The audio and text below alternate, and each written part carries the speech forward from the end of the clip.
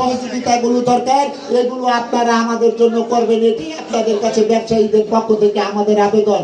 আপনারা কি বলেন?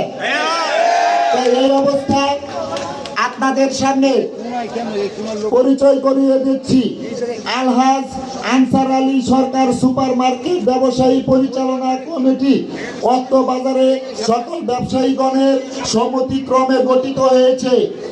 আমাদের এই পূর্ণাঙ্গ কমিটি এখন আমরা পরিচয় করে দেওয়া শুরু করছি।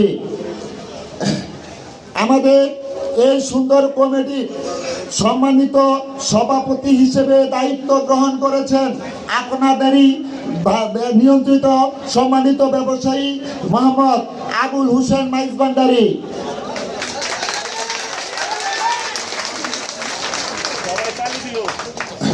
সম্মানিত সিনিয়র সহসভাপতি হিসেবে দায়িত্ব গ্রহণ করেছেন মোহাম্মদ আমদাদ হোসেন ব্যাপারী। মোহাম্মদ আমদাদ হোসেন ব্যাপারী।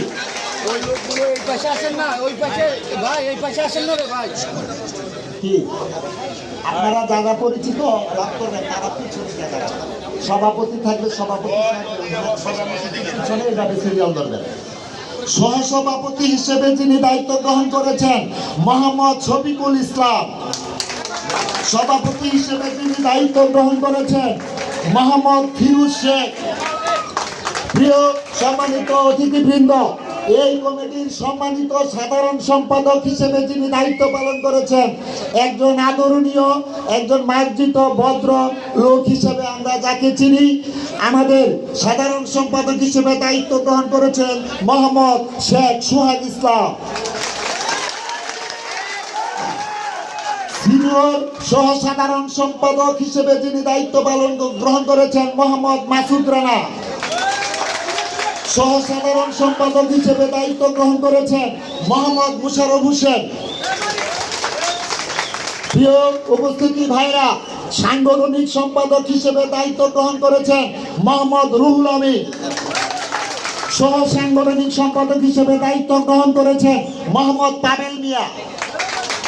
কোষাধ্যক্ষ হিসেবে দায়িত্ব গ্রহণ করেছেন দুলাল চন্দ্র বর্মন। সহ কোষাধ্যক্ষ হিসেবে দায়িত্ব গ্রহণ করেছেন কেশব চন্দ্র সরকার। দপ্তর সম্পাদক হিসেবে দায়িত্ব গ্রহণ করেছেন মোহাম্মদ শিপন মিয়া।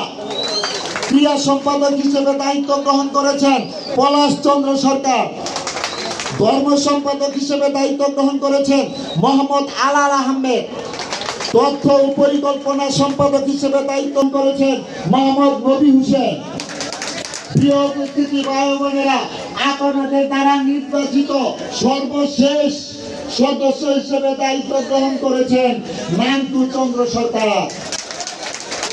আমরা আমাদের এই কমিটির পরিচিতি সভা সেদিকে আপনাদের মতন ব্যবসায়ীদের আমাদের প্রয়োজন আছে, আপনাদের মতো সাধারণ প্রত্যেক কর্মচারীদেরকে আমাদের প্রয়োজন আছে। আপনাদেরকে নিয়েই আমাদের বিএনপি, আপনাদেরকে পাশে রেখে শওকত হোসেন সরকারকে সামনে নিয়ে আমরা একটি কঠিন পথ অতিক্রম করতে চাই। আমাদের সামনে যে পথটি আছে এই পথটি কিন্তু সাধারণ কোনো পথ নয়। আপনারা যারা এখানে এসেছেন তারা জেনে বুঝে এসেছেন, যিনারা এখানে দায়িত্ব অতিথি হিসেবে দায়িত্ব নেবেন তারা এখানে জাতীয়তাবাদী দলের নেতারাই দায়িত্ব নেবেন। সেই অবস্থায় আপনাদের কাছে আমাদের উদাত্ত আহ্বান থাকবে, আপনারা আমাদের জাতীয়তাবাদী দলের পক্ষে থাকবেন। শওকত হোসেন সরকারের নেতৃত্বে আমরা যারা বিএনপি করি আমাদের পাশে থাকবেন, আমরা আপনাদের পাশে থাকবো ইনশাআল্লাহ।